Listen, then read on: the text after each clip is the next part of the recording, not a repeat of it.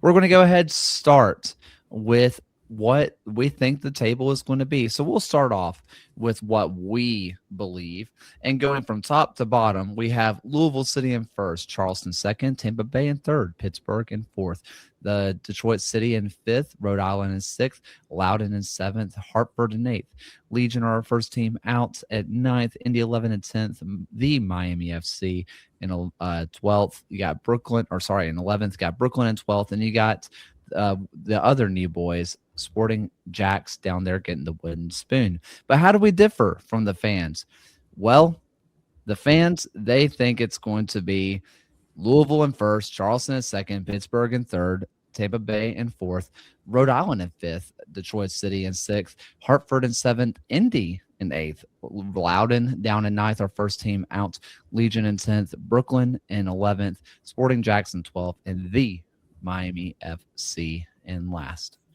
So, with all that said, let's go ahead and get into the preview. The Rowdies. Hey, we have them third. The fans have them fourth. It's a new look squad. Last year we said, hey, maybe this Rowdies team is a little old. Maybe they don't quite have it in them. Well, Dom Casciato said we will not be old anymore. John, I'm sure you have an average age of this squad, but I'm willing to say it's fairly young and it's full of talent. Tampa Bay Rowdies, how long does it take it to gel with this brand new squad? Yeah, I mean, the age component is certainly there for this Rowdies team. You can't get away from the fact that there are a lot of young guys on the roster. By my reckoning, I think the average age is roughly 26, but that is weighed up by the fact that, like, Dion Akoff is there, Lewis Hilton is veteran. If you look at the median, which I don't have on hand, I bet it is a lot lower.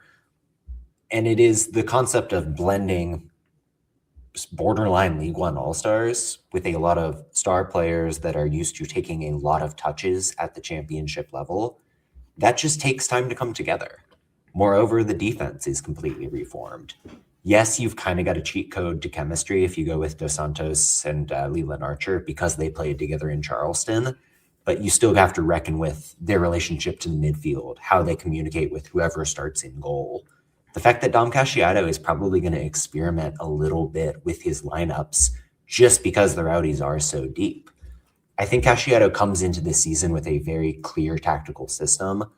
It's been a 4-4-2 throughout the preseason. They're going to dominate through the channels. They're going to press you hard. But the personnel and the relationships between them are probably a work in progress. Yeah, I think Cassiato is the kind of leading storyline here. He came to Tampa Bay last season from Omaha. I know joining in at midseason is never an ideal situation. They made the best of what they could. They still averaged 1.5 per games that he was there in charge. And they even ended the season with just 2 defeats in their final 10 games, which isn't nothing. But I think having a full preseason, having Cassiato being able to really stamp his mark on this Rowdies team to really overhaul the roster, or we're seeing the Tampa Bay Rowdies team that we're all pretty much used to of being competitive for home playoff games in the Eastern Conference.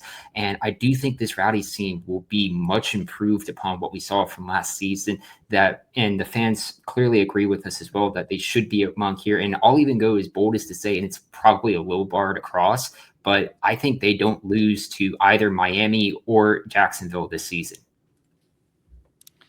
And they won the, oh my gosh, I'm going to mess it up, the Cup last night. It starts with a C. Help me out. I think it's Coco, but I don't know if it's like a soft CH. Sure. But yeah, won the Cup last night. They already checked off a little bit of silverware. Let's go to that GK, that goalkeeping situation where Frank has in chat, GK situation has been slightly concerned. I can't tell. Jamali Waite was bad last year. Els Paso's defense was awful, or both. In which I'd say I think Jamali Waite was doing what he could. Every single game he would make like this save that was always on save of the week, and it definitely gave Chris Ball hits huge 3 to cut lead by to 42. It gave that same vibe every time. It's like Jamali Waite makes a huge save to keep El Paso in this thing. They lose 4-3. Like it was kind of that same vibe every single time. But I do ask the question here. Would you rather have Austin Pack starting? Oh. For me, the answer is yes. And I think that comes on two fronts. One, Jamali Waite is fresh off a season where he allowed 7 goals above his XG, which was the second worst mark of any goalie in the league. That, if you aren't a number person, is code for he was really bad. He's also somebody that's just gone a lot with Jamaica, and I think it's going to be valuable to have a consistent presence in this back or behind this back line, setting the tone as the Rowdies try to build up that chemistry that I just mentioned. We know that Austin Pack has been USL Championship ready for the better part of 3-4 years at this point. He is good enough for this level. He can be one of the better goalkeepers in the league, frankly. That would be my call. We'll see how it actually goes down at Lang. So I'm also looking, when I'm looking through here, and it's hard not to just love the roster. MD Myers, you got Dolabella up top, Conway behind. Enderlong, if you didn't watch Carson Enderlong last year with Naples, you missed out. Cicerone, Perez, Micheletto back there, Schneider, Mendez, Lawrence Wyke, Lewis Hilton. I mean, they got Hilton on the bench, which feels blasphemous almost. Dos Santos to Archer to Learman, Cruz, Akoff, Nigro, Ostrom. What? I mean, this is an unbelievable squad where I am once again going to ask the same question about Charleston. If it clicks immediately, are they competing with Lou City? This one, I think the answer is probably yes. My issue with Charleston is who's the guy that takes over a game? Maybe it's Jeremy Kelly. Maybe it's Miguel Berry. I don't feel confident about either of those things. Tampa Bay has like 5 guys where, it's like Pedro Dolabella went off and had a brace and he called a game. Like, yeah, that's what Dolabella does. Ditto for Myers. I think Henderlong could be that guy. Schneider has that level through the midfield if he comes through. It just feels like Tampa Bay is kind of the Hydra of this league. So many heads, you can't address what they're bringing to the table.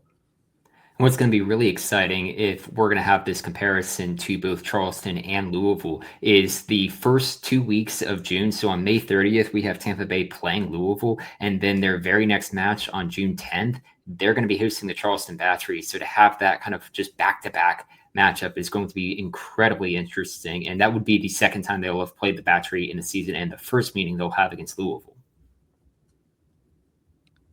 What other thoughts do we have on the Rowdies?